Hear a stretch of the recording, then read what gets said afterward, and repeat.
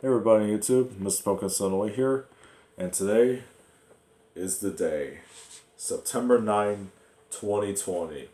21 years ago, Sega unveiled their last home console that went on to be one of the greatest consoles ever made, and that is the Sega Dreamcast. This is a fantastic console that they made. It's both overlooked and underrated, and yeah, although the Dreamcast is dead, but it still remains with us, even gamers, as one of the greatest consoles of all time.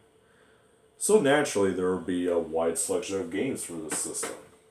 And there actually is. And today I'm counting down my top 10 favorite games on the system.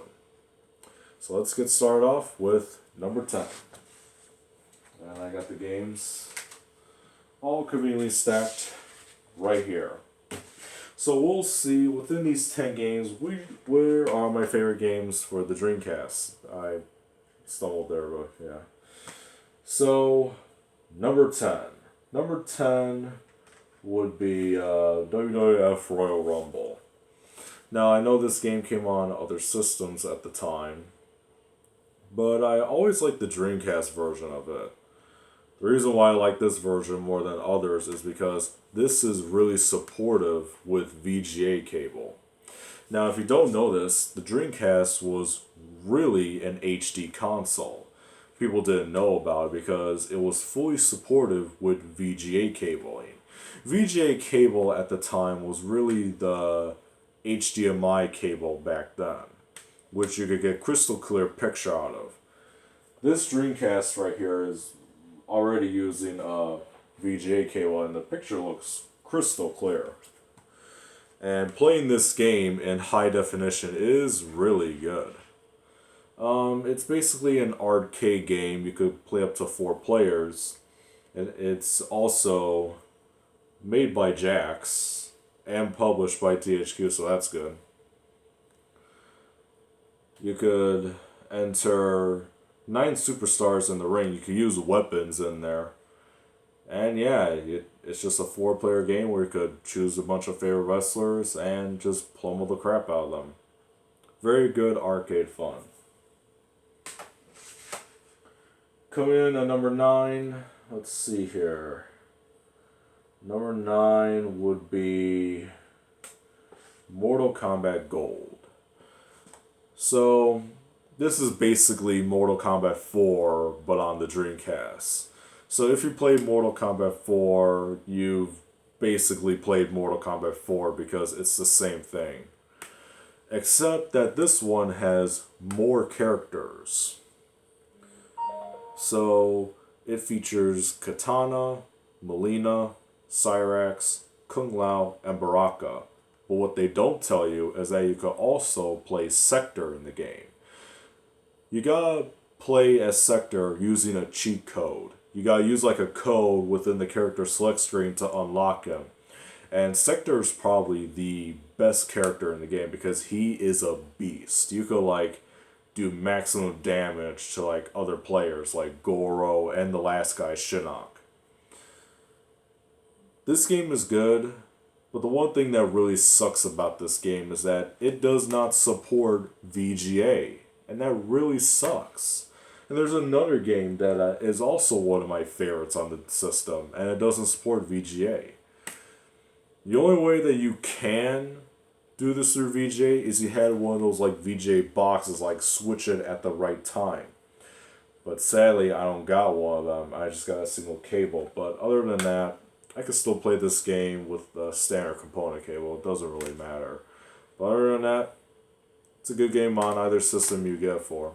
But I think this one's probably the best version of it. Coming in at number 8 will be the first Dreamcast game, Sonic Adventure. Sonic Adventure is really low on this list, but it's actually a good game. You play as multiple characters in it. You could play as Sonic, Tails, Knuckles, Big the Cat, Amy, and then one of Eggman's robots. I forgot his name. I think it was like E102, I think. E102, I'm not really sure. It's basically an open world game where you go through different other stations, like Station Square, Mystic Ruins, and the A Carrier. So only 3 places in the game that you could visit. Go around as Sonic and all the other characters trying to find out what is Eggman doing with the Chaos Emeralds and what is this pink blue slime monster that's named Chaos.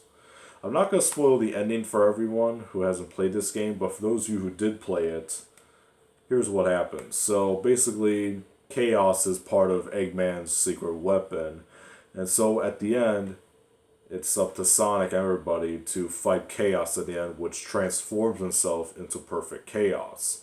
Because once he absorbs all the Chaos Emeralds, he becomes Perfect Chaos and he completely annihilates Station Square as like a deserted wasteland with water. Don't worry, there are no casualties in this game. Seriously, not even a single damn person dies in this. But anyway, great game. One of the first launch titles for the system, as long as with Crazy Taxi and Blue Stinger and other games.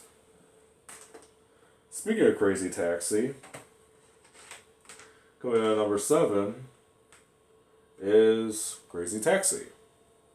Crazy Taxi, what is there to say about Crazy Taxi? Because, sorry I had to do that. Crazy Taxi, what is there to say? It's a fantastic game. Ripped straight from the arcade. It's basically your cab driver doing crazy stunts and flip tricks, doing crazy tricks to get to there in the fastest time possible while gaining money. For those of you who get the most money, you win. If you fail, well, you get your ass kicked. You get your butt kicked out of the game. But there are also 3 modes that you can play. Either the original, arcade, or the Crazy Box. The Crazy Box is just basically a couple of mini games, like do a crazy jump, crazy spin, get to this little narrow passageway to the other side. Other than that, it has rock star bands in it that are actually official. Really good game, and this is also compatible with the VGA cord and with Rumble Pack, or in the Japan area they call it Jump Pack. But yeah, pretty good game, and if you find this game, definitely get it. Coming in at number 6. Number 6. It's Sega Bass Fishing.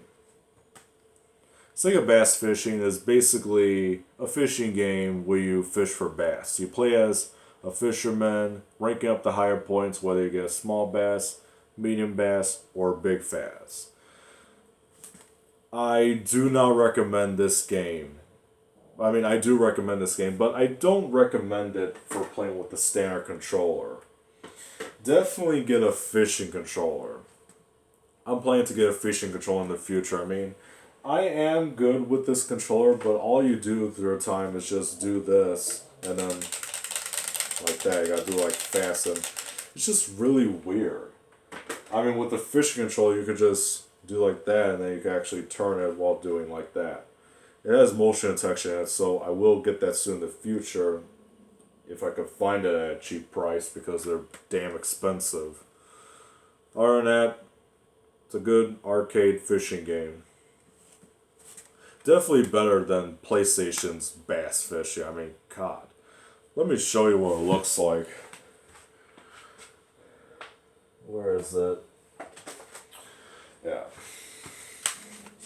Here I thought this was going to be the Sega Bass Fishing killer, but it's actually one of the most dullest, most blandest, and worst fishing games I ever played.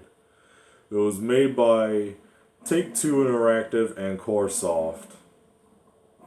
It does show a pretty woman on it, but not even her can save this game. Bogus. So yeah, definitely get this game, as long as with the sequel, because they're actually really good. There was also another spin-off game called Sega Marine Fishing, which was actually pretty good, but I like this game more than Marine Fishing. I don't know, it's just my opinion. Other than that, it's a great game. So, 1, 2, 3, 4, 5. So coming in at number 5, we got possibly one of the best multiplayer games ever. I mean, if you're looking for a great multiplayer game for the system, look no further than Quake 3 Arena. Yeah, you knew eventually this was going to come on the list, didn't you? Let me take a quick check. So let's see, 10, 9, 8, 7, 6, 5, yeah. Works so good. So, Quake 3 Arena is a multiplayer game where you play as different other characters from previous Quake games, as long as with its own characters from Doom and other stuff. This is fully compatible with almost everything. It's compatible with a VGA box, jump pack, online modem, mouse, broadband adapter, keyboard. It has the works into it. And I managed to get this in a pristine, crystal new copy. I mean, even though the online is not there anymore, but people still use it. Yeah, there is actually a way you can actually get the online back. There's people still playing this game to this day with online. So if I could find a way to do that, I might actually give it a try because this is a really good game. Even with VGA, it looks really awesome. Anything else I gotta say about it? No, that's it. If you're looking for a good multiplayer game, get this game. Do not skip out on this one because this is a pretty good game on the Dreamcast. And you can actually get it to work with like Raspberry Pi, or I think that's what they call it, Raspberry Pi, to run the online thing. Don't know how to do it, but post a comment down below telling me how to do it. So we got 4 games left. So coming in at number 4 is Crazy Taxi 2. Crazy Taxi 2 is pretty much better than the first Crazy Taxi because instead of it taking place in like a standard looking city, it takes place in New York and there's new characters in it. There's a new band in it and it's basically compatible with all the same other stuff from the other games. And yeah, you can do the same thing as the last one, but it's taking place in a new city along with new drivers while you're at it. Get crazy shortcuts, obstacle tricks, jumps, and a slew of new minigames. Minigames are back in here as the previously mentioned crazy box. Like I said, you go to one destination, grab money, and then you do the same thing. But I think this is slightly better than the first one. I mean, the first one's good, but the second one was actually pretty good too. If you come across which other Crazy Taxi game you get, either 1 or 2, definitely pick them both up. They're really fun. Coming in at number 3, we got Ready to Rumble. Now there's 2 Ready to Rumble games that I've gotten. But the one that I think is good, and one I think is a little better, is actually number 2. But, well, I say that for the next one, but for part 3, it's Ready to Rumble Boxing. It's basically a boxing game that's made by the people who did Mortal Kombat Midway. It's a fun boxing game. It's really challenging and it really wears on your fingers. I'm not joking, it really does hurt your fingers. For those of you who haven't played this game, you know what I'm talking about. 16 fighters, and they're all different fighters, like ranging from like Afro Thunder, and many others. You got Arcade, Championship, and Train modes. And you can also create and save your own additional boxer. So you can actually create your own boxer and compete it with like other tournaments. It also has in-game announcement from Michael Buffer, low blows, lunging hooks, overhead punches, and a few more surprises that has. So, if Mortal Kombat Gold doesn't ring your style, Ready to Rumble Boxing will be. And also a nice little mention about the hot news stickers. Now these were on all Dreamcast games throughout its lifespan. That means that this is actually a new and improved copy of it. Now, I'm not sure if that's true or it's just make-believe, but this is what I just heard about years ago. Coming in at number 2 is the sequel, Ready to Rumble Boxing Round 2. I think this is... I don't know, I think this is a way better game than the first Ready to Rumble because it literally has everything. They jam-packed this game with everything. They got new boxers. They got Shaquille O'Neal, which you might remember him back in the day for Kazam and Steel. True classic relics of awfulness. And strange enough, if that wasn't enough, it also stars the king of pop himself, Michael Jackson. Michael Jackson in a boxing game. Exclusive for the Sega Dreamcast. Well, it was available for PlayStation and Nintendo 64, but Michael Jackson's in this game? Really interesting. We hadn't seen Michael Jackson in a video game ever since the Sega Genesis, Michael Jackson's Moonwalker. Pretty long, haven't. It's the same game, but it's better. More boxers, new rumbling modes, party modes, new mini games, improved single AI, and it includes the same announcer from the last game. What more can you ask for? Now, my number 1 game, I don't know how people are going to do with this. They might think, oh, really? That's number 1? Look, this is just my opinion. If it's not your cup of tea, then you could just go do something else. Go watch another list or something. But to me, my favorite game on the Dreamcast is Air Force Delta. Air Force Delta is like one of the best games I played on the Dreamcast. It's basically you fly a plane through an open environment, taking down enemy targets. I mean, how cool is that? This is basically... Sorry about that, that's my dogs.